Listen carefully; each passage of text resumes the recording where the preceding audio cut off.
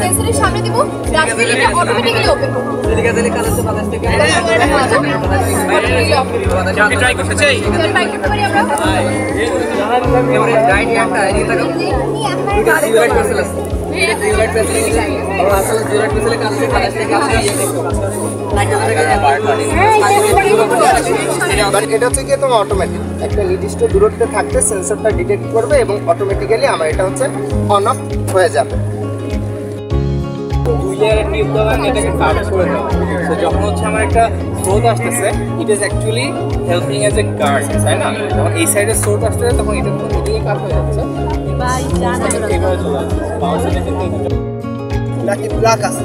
আর দেনও মানে ধরো দুইটা সেন্সর পাইছে ব্ল্যাক কালার আর বাকিগুলো পাইছে হোয়াইট কালার, বুঝে নেবে অটোমেটিক্যালি যে আমি লাইনের ব্ল্যাক লাইনের উপরে আসি, কেন ব্ল্যাক লাইনকে ফলো করে চলে যাবে।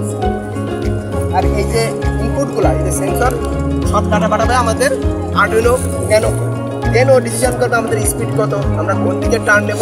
এই তাকাই এসে হঠাৎ করে আমার দিকে তাকাই এসে। আচ্ছা এটা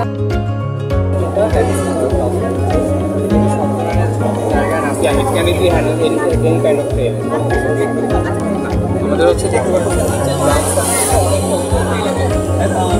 এই রডগুলো অনেক যার জন্য সেন্সর দাঁড়াবো।